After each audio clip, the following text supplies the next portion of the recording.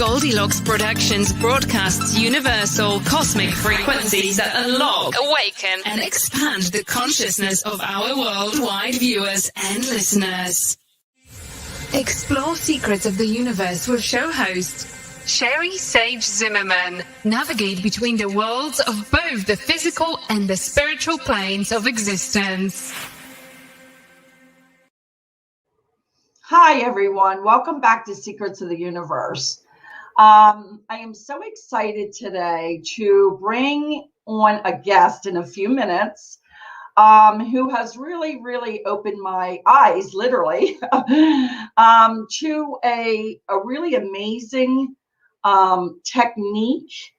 It has to do with really changing your ideas and your thinking, having to do with eye vision, about what the eyes are really able to do as far as bringing back vision.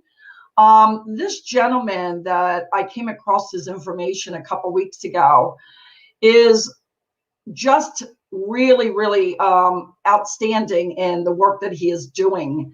I'm going to read just a little bit about this gentleman so you get a really good idea of what he's doing and how he began. My shows are normally a lot of spiritually speaking type interviews, though I am very interested in medical.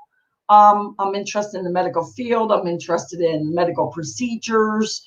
So when I came across this gentleman, I was really excited to share this information that may help a lot of people that really are wanting to really be able to bring back their vision in a natural way that doesn't require surgery and a lot of medications. So let me give you a little bit of background of this gentleman, because it's unbelievable what this man started out with at birth. His name is Meir Schneider. He was born blind to deaf parents in 1954 due to cataracts. After 5 unsuccessful surgeries on the lenses of his eyes, which left him with massive scar tissue. It left him also with glaucoma, cataracts, and cross-sightedness, and a stigma. So it was also a involuntary rapid eye movement. His doctors pronounced his condition hopeless, and he was certified permanently legally blind. Now, he performed his reading and schoolwork in Braille. Inside, he never relinquished his dream of gaining his sight. Just months before his 17th birthday, Meir met a teenage boy who gave him hope that his dream of seeing could be realized. The boy taught him the Bates method of eye exercises. Undeterred by the opposition and skepticism of family and physicians, Meir practiced these exercises with extreme diligence, up to 13 hours per day. Using the Bates method as his foundation, he developed many more eye exercises of his own and created his own regimen of self-massage and movement. So this man, Meir Schneider, I've watched many of his YouTube channels of his work, and he's written a few books. He's got a wonderful website, which in a few minutes when we bring him on and speak with him, we'll give you all that access to his information. It's just really mind-blowing to me when I really went through a lot of his material, how shocking it was that he claims you can bring back the eyes from even something as severe as macular degenerative disease of the eye, but all these other problems with the eyes, whether it be glaucoma or cataracts, there's actually a way that you can bring back your vision naturally. He's really very interesting that he feels that eyeglasses actually cause more problems. Even prescription eyeglasses we're talking about as well, which is really interesting to me because as I've gotten older, I really can't stand wearing glasses anymore. I've been wearing them for about 20 years now, and I'm starting to get really annoyed with them. And of course, as we all get older, we normally do tend to lose that kind of sight. So I want to bring in now this wonderful gentleman and just let him speak about what he's doing and where he's been. And I am so honored to have him with us. So, hi, Meir. Welcome to our show. Hey, Sherri. It is an honor and a pleasure to be on your show. We are in the two different sides of the country, aren't we? Yes, we are, unfortunately. It's rainy today here. How is the weather there? It's pretty nice. I'm in North Carolina, and actually, I can't get over how beautiful the weather here is in North Carolina. I wish I moved here 10 years, 20 years ago. It's really beautiful. But the West Coast is also very beautiful. I have a son that's in Sacramento over in that area. Yeah, close to us. And my father's in San Diego. So the West Coast is beautiful as well. But I am so what excited. I want to tell you about myself is that we built a very nice school for self-healing by the beach in San Francisco. And we teach people to see better. We teach people to move. I worked with many paralyzed people. I helped more than 300 people to get out of the wheelchair so far. Wow. We teach people to improve the vision, even with legally blind, even with low vision and legally blind problems. And I teach people to prevent many problems that cause legal blindness. And I've written a few books. One of them is called Awakening Your Power of Self-Healing. And one of them is called Vision for Life. And we have several others. And I've basically declared 9 principles for natural vision improvement. One of them is total relaxation of the eyes. And I'm showing wonderful exercise where you rub your hands and you put your hands around the eye orbits and you visualize if you're seeing complete darkness, if not complete blackness. And you really rest your eyes for 6 or 8 minutes at a time. And you do it several times a day. And it prevents fatigue, and it nurtures the eyes, and it helps rejuvenation. And then there's a principle of adaptation to light.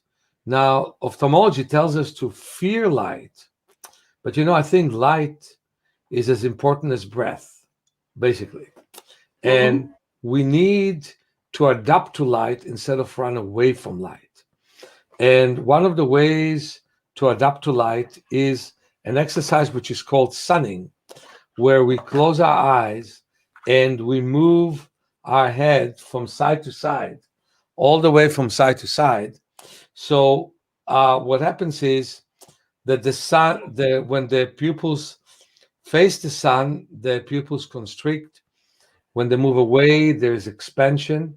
And the expansion, the constriction, leads to more activity in the eyes, drains fluid, helps to reduce glaucoma pressure.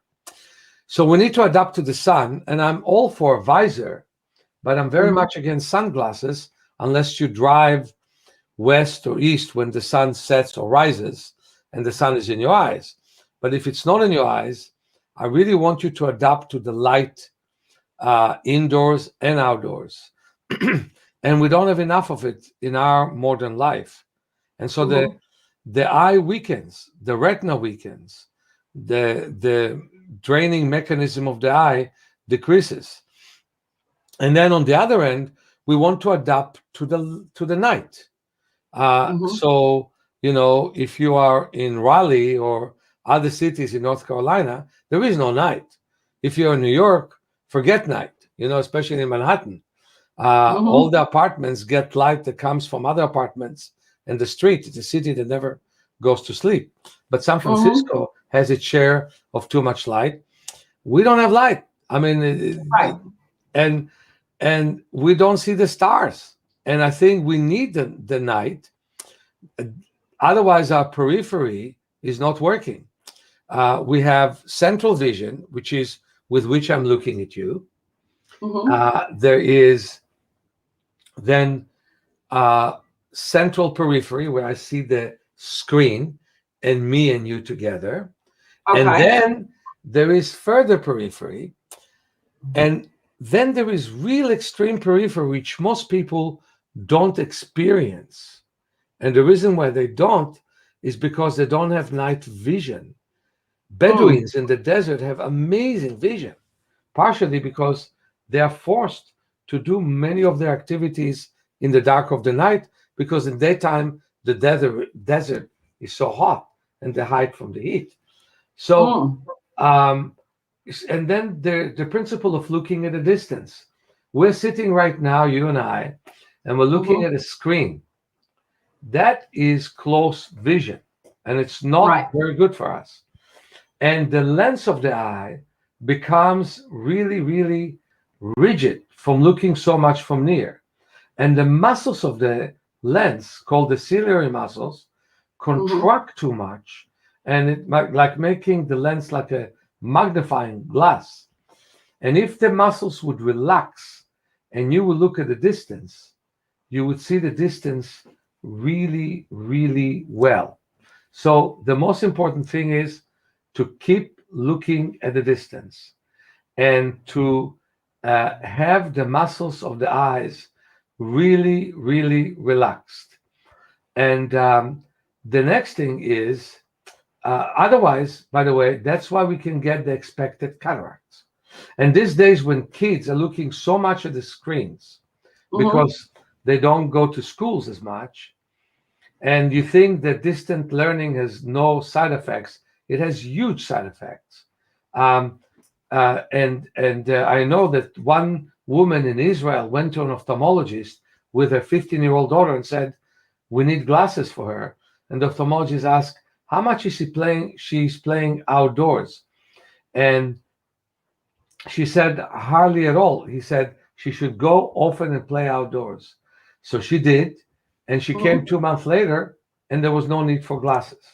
So looking at a computer can get you poor vision. Look at the difference. If you look, for example, in the Amazon, 1% of the natives have nearsightedness. But then you look at the same country, Brazil, in Sao Paulo, 49% have it.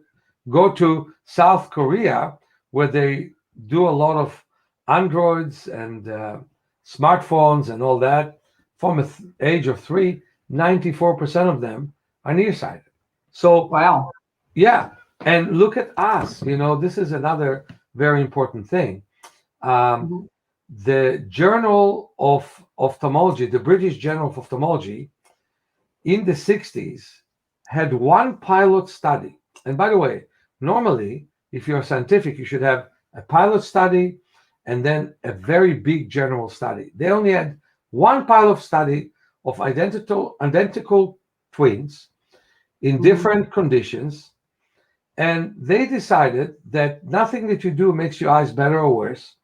So from the 60s, the windows in classrooms worldwide became smaller, and they started to put fluorescent light in classrooms. And that's when more and more kids were wearing glasses in the 70s. And then in the 80s, with the computer, more wore glasses.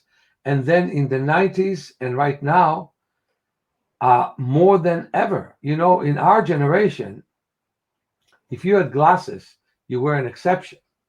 They would call you four eyes. They would call you glasses. Not anymore. It's like wearing a hat. You know? So I remember. So it's not genetic. It is use. The use. If you take a look at Eskimo villages, it used to be that there was a research in the 20s of last century, and they found that none of the grandfathers who did not know how to read, and they were basically fishing and hunting, had glasses. But their sons who worked in ships for Canada and the United States, some percentage of them was wearing glasses, like 5%. The Wow. kids who were educated, something like 45% of them were wearing glasses. So as soon as we get educated, it's different. So the next principle is looking at details. You know, we stop looking at details. And the most important part of the retina is called the macula, macula. And so many people have macular degeneration these days, but it starts from the moment that we're overwhelmed with details and close ourselves from looking at them, inhibited from looking at them. For example, if you and I would sit in a train, although in your case, probably we would immediately start with a nice conversation. But if you and I would sit in the train, we did not know each other, you would feel weird if I would look at you. Right. And yet, if I look at you, I look at the interesting face you have. It shows me some life experience. I mean, on top of the fact that you're beautiful, you know, I would just look at those things. Yeah. And it could be a balding guy who's not my type, but has very nice face, a very amazing thing. Why not look? These days, you don't look. You invade someone's space if you look. Well, it's an order to the brain to not use the macula, because the macula is alive by looking at details. So returning to the jungle or to the Maoris in New Zealand, they're so interested in their details. They look at birds, they look at leaves. And we lost all interest, you know? Wow. So that's why people get poor vision and later on macular degeneration, which is the #1 blinder of the whole world. And then the next principle is peripheral vision. Because since we use computers and books, but mainly computers and smartphones, we no longer look at periphery. And before you know, as I look at the computer, there is no wall, there's no ceiling, there are no windows, there's only the computer. Yeah. And that's how we get glaucoma. Not having enough night vision and not paying attention enough to the periphery, also having a stiff neck.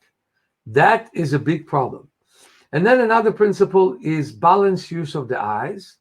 Then there is another principle of balanced use within each eye, a coordination between the bodies and the eyes. But then the last principle is so important, more blood flow to the visual system. 95% of all blindness in a mature and an old age comes with poor blood flow to the head, poor cerebral spinal fluid flow to the optic nerve, and that's how people lose the vision.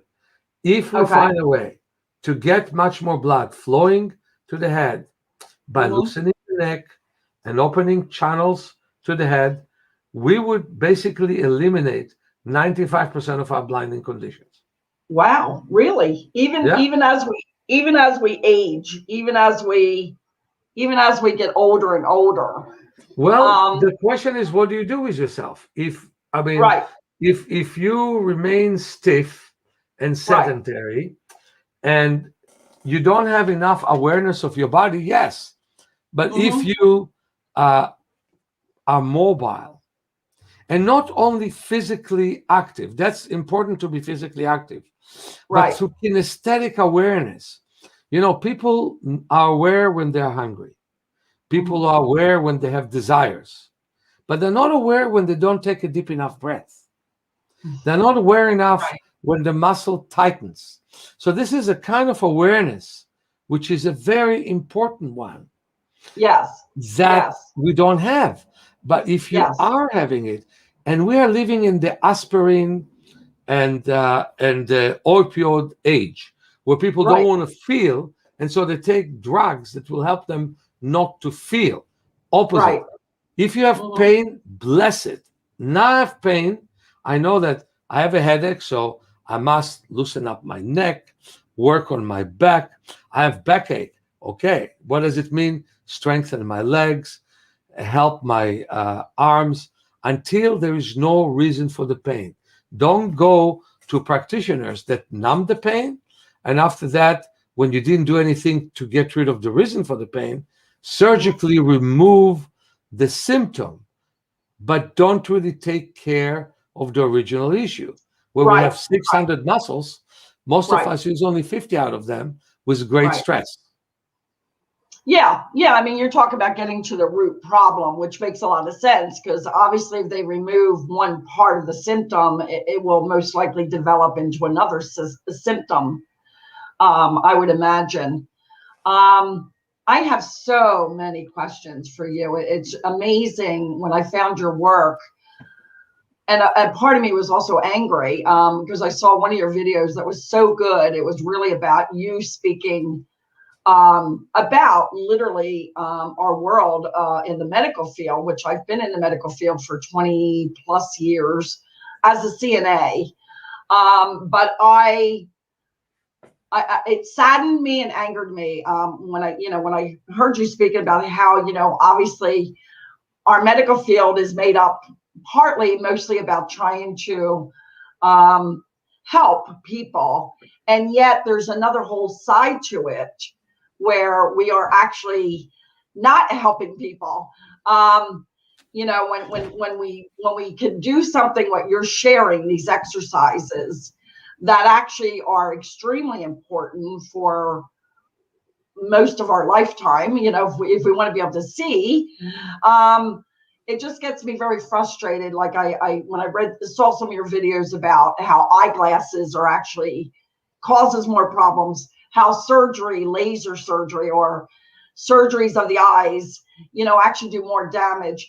And when a simple thing like exercising the eyes can literally help I think you said the cornea gets hard, but it's flexible. It can go back the other way to make the eyes work. And I might not have that totally correct. Yeah, I completely. Why are we not sharing this in elementary school? Why are we not sharing this? When my kids, my two kids were born with cataracts, like myself. Oh, wow. And they have better vision than anyone who was born with cataracts. Oh, wow. I myself was born with cataracts, and I was a son of deaf parents. So I was raised reading Braille. All the deaf community in Tel Aviv knew that Meir is the son of Ida and Abraham, who are deaf, and he's blind, And to just give you a sense of it, this is a normal lens. Okay, I see it. Okay. And this is mine. Oh, wow. After 5 surgeries, 99% of my lens is scar tissue. And so what happened is that my kids were born with my cataracts. Okay. I think that, and so I actually helped them see normally. We did do the essential surgery. What we learned, which was not known in my time, is that when you're 8 weeks of age, you develop the whole idea of seeing. I was watching some of your videos about this. It's incredible. Go ahead. Share it with my audience, because I listen to your videos. Wonderful. At the age of 8 weeks is when you start to see. And if you don't see at the age of 8 weeks, you become blind for life. So I was the quickest Braille reader in the state of Israel. And then what happened was that I learned about eye exercises. Fast forwards, my kids were born with cataracts. So like in all other situations, I did an essential surgery with them. I had trepidation, had headaches. I didn't like the idea, but I took them to have the lens removed, and light came to the retina, and they end up seeing just fine. They end up seeing better and better throughout the years. Okay. And the vision got better with time, but they wanted to do more surgeries on them, and that's when I refused. To remove the obstruction was a good idea. And I just want to give you one example of exaggerated medical work. My daughter is almost 10, not quite 10, and she goes to the ophthalmologist, and always she had to to be checked at the optometrist first.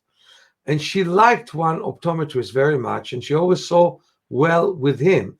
And just people should know that how your optometrist behave has everything to do with how well you see. So she saw bad, and so the optometrist put stronger and stronger and stronger glasses, and the vision ended up being 20/80, which is basically about 55% of normal vision, when the vision used to be 20/30 and 20/40. Wow. I wasn't there, so then I came. Just before going to the ophthalmologist's office, I put a patch over her strong left eye, got her to look at details below. She went to the ophthalmologist's office, and with no glasses, she saw 20/60. And with glasses, first time in her life, she saw 20/20. Wow. And it had to do with the fact that the ophthalmologist and her were friends from the second week of her life.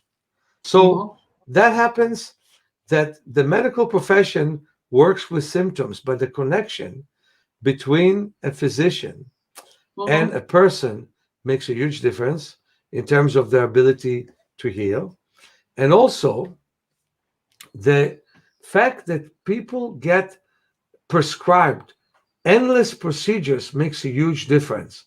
It destroys them. Because I know of people who were born with cataracts and had similar conditions to my kid, and then they had more surgeries and more surgeries, and all kinds of problems came. And it's true about the body. Like, for example, I had parents with a baby with spinal bifida. They came to me and they asked me if to do a surgery for his cerebral spinal fluid that was accumulating in his spine. I said, yes, absolutely, because that puts pressure on the internal organs. Right. Okay, so that surgery made sense. Then all of a sudden, the doctors want to do a surgery on his club foot, on his hips. I said, forget that. I could straighten his club foot in a moment. He couldn't crawl, so I taught them to do cross crawling with him, with his opposite limbs moving passively. Right. And then next day, the problem was when he came here to remove things out of his way because he was crawling all over the place. Then he couldn't walk. So I taught his father to stand in a shallow pool in a bathtub, hold his hands, and have him walk. And now he's normal, you know. So the point that I'm saying, and it's a very big point that I have, is that every seventh person in the hospital is there due to medical treatment. And while physicians saved more people than they hurt, we have to be savvy about what we're doing, not to simply accept a treatment course when it's offered, but to accept it when it makes sense. And often I like that. It makes no sense, and we take too many pills. Again, taking pills to get rid of pain is a mistake. If you're about to die in 2 days, yes. But if you are living full life, enjoy your pain, learn from it. And if it means loosening your connective tissue, because our connective tissue hardens around the muscles that we always overuse, and we have to learn to use muscles we never use, where it is because of strain. We have to learn to get rid of our tension. So if it's okay with you, I want to guide the audience with an exercise. Sure. Okay. So I have what's called a palming stick, which helps me to decide to put my elbows on it in a way that gets me to not move my head backwards or forwards. And I want all the audience to do that, even though it means you don't see what we're doing. Put your hands over the eye orbits. Right. This time we'll only do it for 2 minutes, but in general, the minimum is 6 minutes. Put no pressure on your cheekbones. Breathe deeply and breathe slowly. And visualize you see darkness and maybe even blackness. darkness, and maybe even blackness. And breathe deeply and breathe slowly.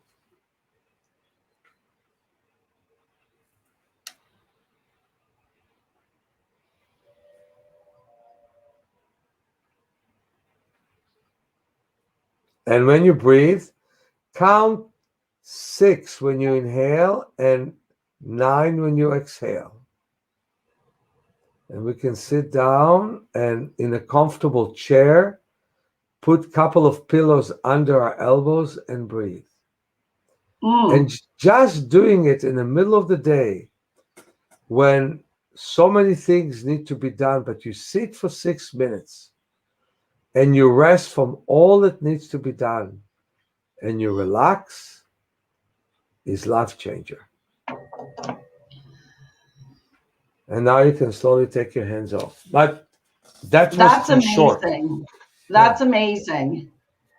Absolutely amazing. So yes, I've been watching your videos on YouTube. And again, my manager will put up your website for people to be able to go to your website and learn everything that you do. But I got to get into some of these questions I have because it's just so interesting to me. And I can't wait to start. You know, if I could go to California in the next month, I would do it to go to your workshops, but I'm hoping to bring you here. Do eye drops help anything at all? Like any of them? Anything? What is anything that would be, because, they push a lot of eye drops, and that's recently last year what I was, told to do was, use these eye drops called Routine. But do they help at all? That's one question. Do you have dry eyes? Sometimes. What I've been finding lately with myself. Now, I was a very, very huge reader as a child. I mean, huge. I read books all the time, and even through all the years. And I'm a writer. I've written books. And I do a lot of, unfortunately, a lot of computer work because I create board games as well. So I do a lot of reading, a lot of research. And since a child, I'm sure a lot of that might have been all these years. I started wearing glasses when I was about 38 years old to 40 years old. That's when I noticed problems.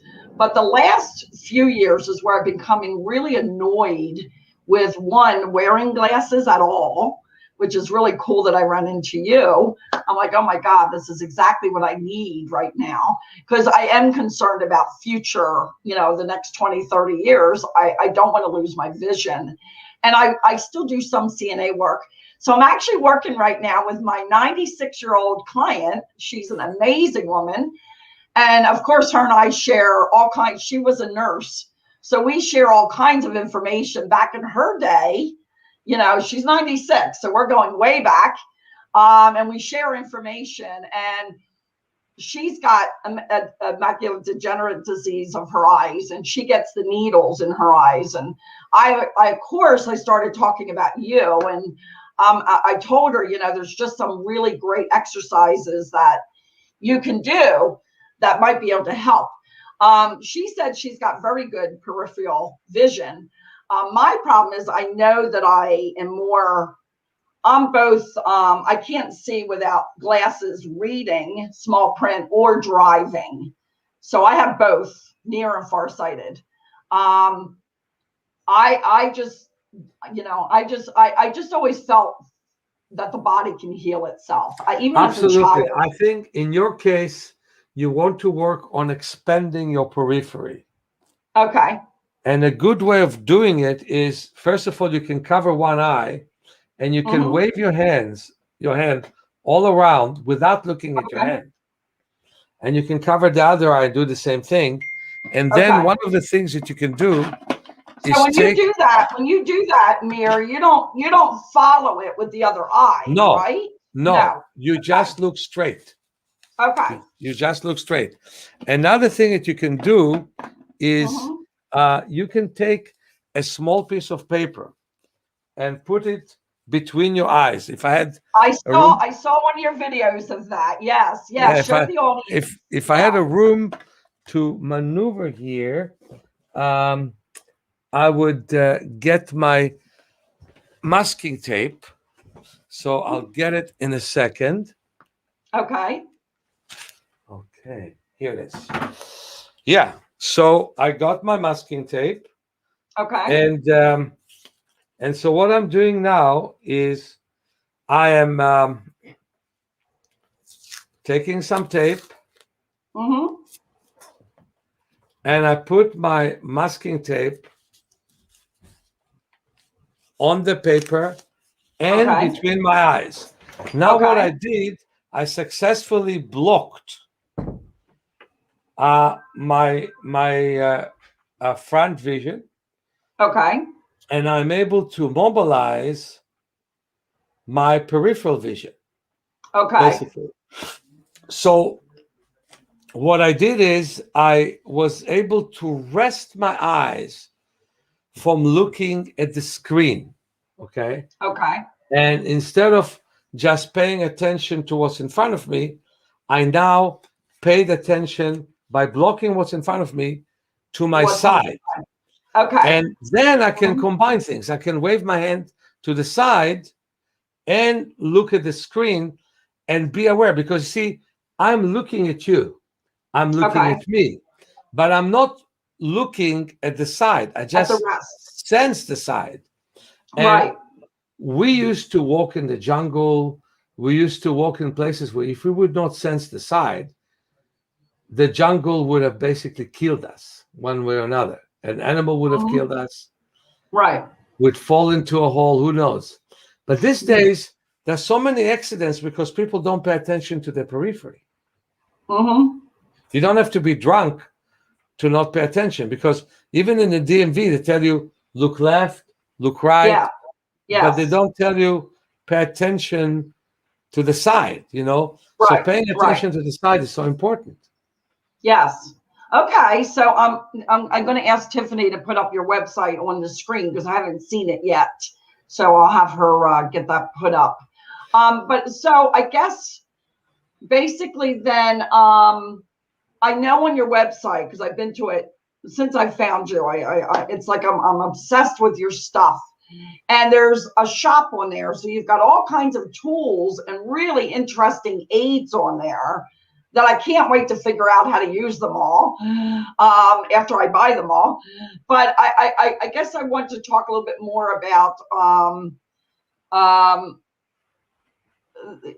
I think again what I read, there was something also about the way you were saying that the brain, it's more about working with your brain, with your eyesight, not just the eye. A lot of people think you just have an eye problem, like you have problems with your eyes. There's parts of your eyes aren't working well anymore, but you talk a lot also about the brain being part of that. Absolutely. Look, every single minute we get 1 billion light rays colliding against our retina and being absorbed as energy, basically. Mm-hmm. The energy is being absorbed is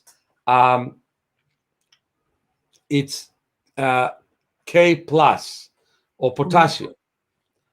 And it goes through the optic nerve to the brain. It goes first of all to the thalamus, and then it goes to the occipital lobe. Okay. And what happens is, in the thalamus, we block much of what we get, because there's no way that you can get 1 billion messages a minute to your brain. You get patterns of messages, and much of it is being blocked in the thalamus. So sometimes you block vision that you need and put it in the brain things you don't need. And it is the purpose of training to see that, because what you see, unless your eye is defective, like mine was, but even with my defective eye, and to show you again, when a normal eye lens looks basically like this. That's a normal lens, right? Right. And this is the lens is what you're talking about. That is flexible. That even though it can get hard and rigid over years, it can also go soft again and Exactly. actually go back the other way. I have 1% of lens Wow. that can really work. Wow. Okay. And I learned to build up vision from 1% to 70. Wow. Enough that I'm able to drive. I must say, the laws in California are kind of liberal in terms of driving.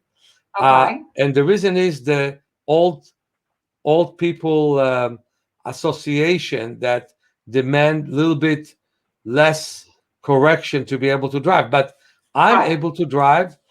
I just renewed my driver's license a few months ago, and it's for 5 years to come, you know. Wow. And I'm already driving for 38 years. So I'm very proud of myself. And I'm a safe driver. No, safe driver. I'm No amazed. tickets, no accidents. Yeah, I'm amazed at your work. Absolutely amazed. And again, I'm also angry that the medical field or just the education in our country and other countries. I know that you work with other countries as well. All the time. I traveled a lot before COVID. Right now, there's more international conferences on Zoom. And the problem, you know, of being in Zoom, people have to understand, if you don't want cataract, you got to look at the distance every day for 20 minutes. Okay. And you can do it intervals of 6 and 4 minutes. 6 minutes before you look at the screen. Every 10 minutes, you take a 15 seconds break. Every half an hour, you take a minute break. And after 2 hours, you got to leave the screen and go away. Like I had a session just before you for 2 hours, and I had a nice open TV in front of me, but my goodness, it was so good to leave the screen, even though I had very nice session. So these days we're always on the screen. We have to look at a distance. Now, if you have a beginning of cataracts, which many people have, look at a distance. And I want to tell you, more and more kids now coming from the lockdown that we had with more vision problems. And I predict that the cataracts that happens in our generation, in people's 50s and 60s, will happen to kids. I mean, will happen, to adults at the age of 40, and give it another generation, 20, and one more is going to be in people's teens. Wow. That's why I'm saying this work is so important. And that's I'm so grateful to you, Sherri, for helping me share it with the world through you, because people have to know that things you can do. I agree. I'm very upset. Like I said, I get very angry over decades, again, because I was in the medical field and I've seen a lot of things, and not just the medical field. I'm talking about our world in general. It's very frustrating when something as simple as this and as important as this is not being done in elementary or high school, at least high school. That gets me very upset. You know, I went with my kids to their schools because I wanted to share the exercises they do. Nice. Kids loved it.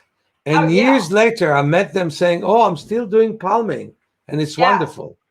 Yes. I want to ask you again. And I want to tell you real quick before I forget. I always have my guests back on the show, and because this is like a really important, it's just to me really important. You know, I just care a lot about being able to see, and I think most people are. You know, I will have you back on the show if I would love to be on your show. Oh, good. Well, I would like to do it. Yes, I want to do it like maybe once every 8 weeks or something like that. Wonderful. Yeah, I want to just keep putting it out there over and over and over again. That's to me how important this is. So let me ask you real quick, because unfortunately, talking with you, the time just flies. So are we saying then, does it matter how long somebody's had eye issues for this exercises to work? Like, does it matter if you've had problems for 20, 40, or does any of that matter, the time, you know? Let me tell you a story that will show you. I had a Okay. guy, I thought then he was old because I was 28 and he was 73. I Right. don't think I so know. this way anymore because that Yeah. was many, many years ago.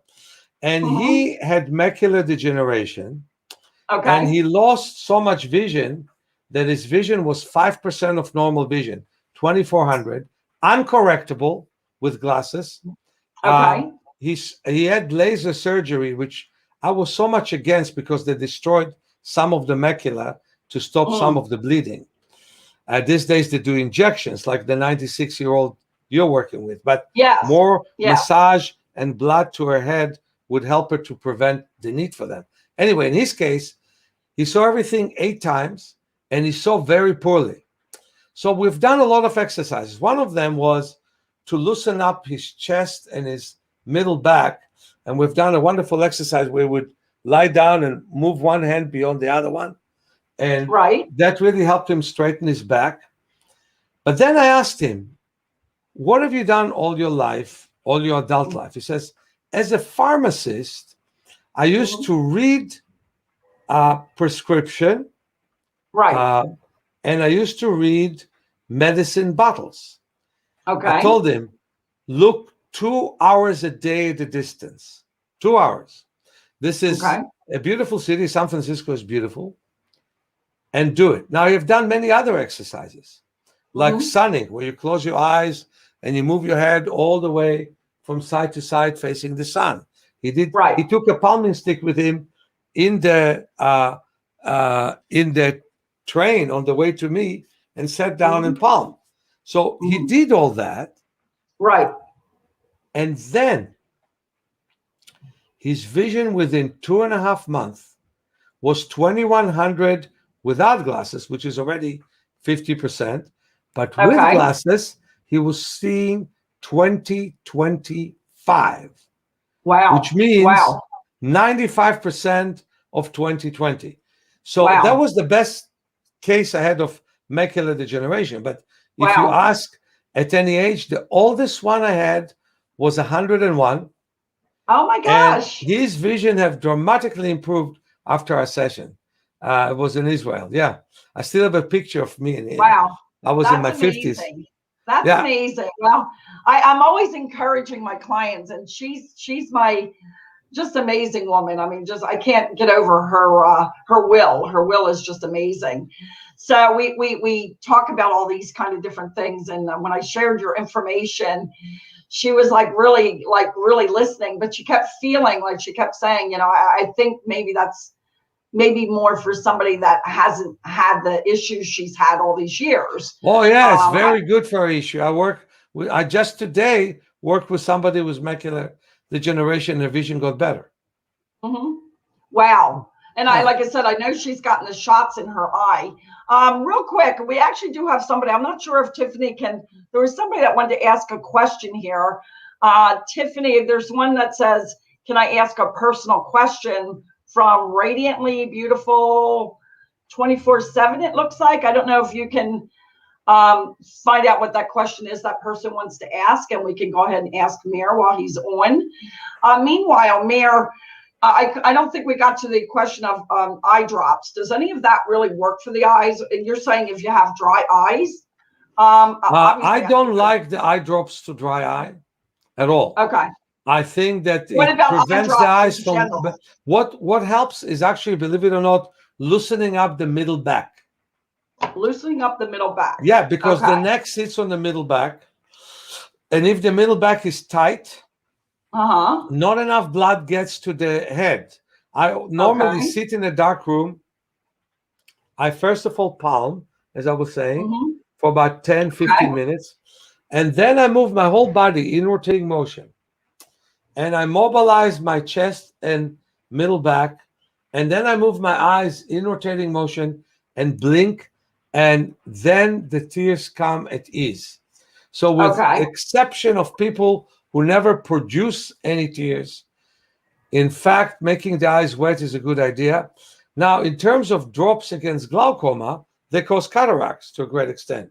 So, yes, if somebody has amazing glaucoma, which is 50 or 60 mercury points, yeah, you put drops to reduce the pressure. But Okay. quite often, doctors are very aggressive with drops. And I've heard of Yes. quite a few people that stopped taking drops and did just fine. Oh, okay. Okay. So is there something about the idea of blinking? Like I thought there was something I either heard or read. So in order to blink well, massage around the eyes. Okay. And I want to divide between the word blinking and squinting. Oh. Squinting is when you stress and you use your face. Okay. Blinking is when you do it gently. And so you massage around the eyes. Sometimes it's good to put warm and then cold face cloth around the eyes, and especially cold, because many people have inflammation in the eyes. So if we massage around the eyes, and then we touch the eyelids ever so lightly, then blinking becomes real easy. Okay. Okay. It's funny when you said squinting, I'm like, oh my God, that's what it was too. I was a barber, and I'm talking a barber. I wasn't a beautician. I cut men's hair. I did straight shaves. I did my first straight shave of a gentleman when I was 14 years old. I grew up in a barber shop, the barber shop around the corner from where my childhood home was, where my father and my brothers went to get their hair cut. So I went in there when I was about 12 years old after school, and I was like, why don't you teach me how to cut hair? And the guy was in his early 40s. His name was John Congenital, and a good old Italian guy. And he said to me, you see that broom? He said, pick up that broom. And every day after school, I went in his shop and swept the hair off the floor. And eventually he started teaching me how to cut hair. I've never been to school. I've owned a couple barber shops, but from the age of 12, I learned how to squint really well, because when you do hair cutting, your eyes are like a really big part of being able to see detail, in cutting hair. So I would imagine a lot of the squinting that could have affected my eyes as well. Yeah, and if you meet a barber, tell him, first of all, look at the distance between clients.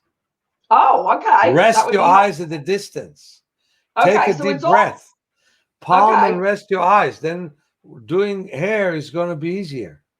Okay, great. I've only got like one more minute, and I just feel like there's so much more I want to talk to you about. So I definitely can't wait to have you on again. I might even make it sooner than 2 months. I also saw something, I don't know if it was with yours or somebody else's, that there was something even about massaging a part of the occipital area of that. There are 3 points which I really like, and I apologize for turning my back to you.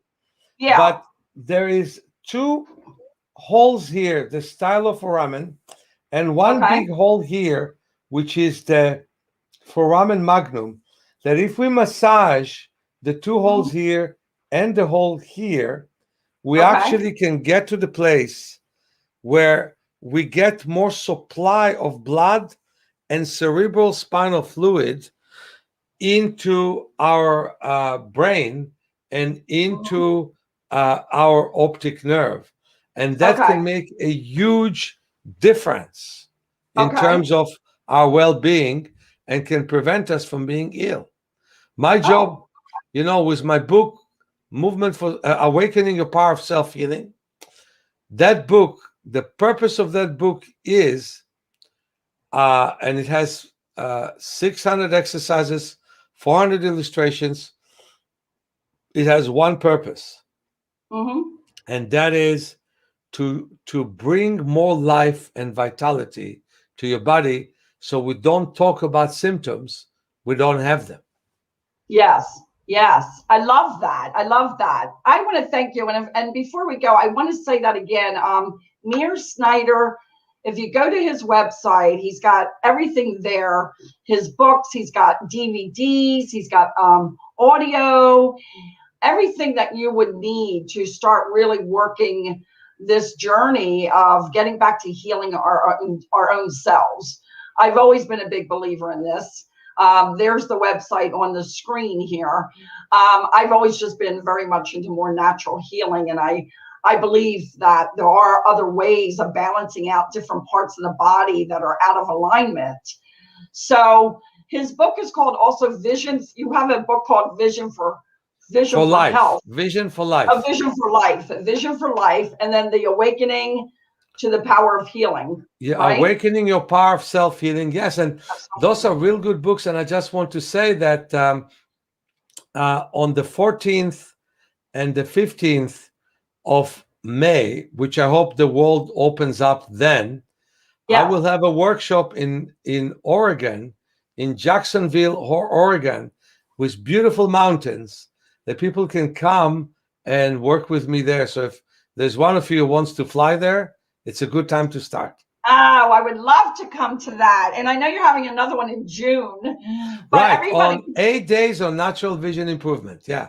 Yes. So please go to Meir's website and you can find out all this amazing information. And again, we are going to have Meir Schneider back again and again and again throughout the rest of the year. And as long as we can have him, because I find this is such major important information for our children, our grandchildren, even the elderly that are wanting to keep what vision they do have and improving their vision. So thank you so much, Meir. I mean, it's been an honor just to have you on the show. So thank you. It was so nice to be on your show. You're a wonderful person. Thank you, Meir. You are as well. Thank you. We'll talk soon. Thanks. Bye now. So I want to thank you all for being here for the show today. And I just really love bringing information to you all for all kinds of different things that we deal with as human beings on this earth. So I thank you for joining us, and we will see you again next week for another great show. And have a great day. Take care. This month's broadcasting is sponsored by ICU Dr. Lauren Love, ICU nurses, technicians, and staff in the Boston area hospitals.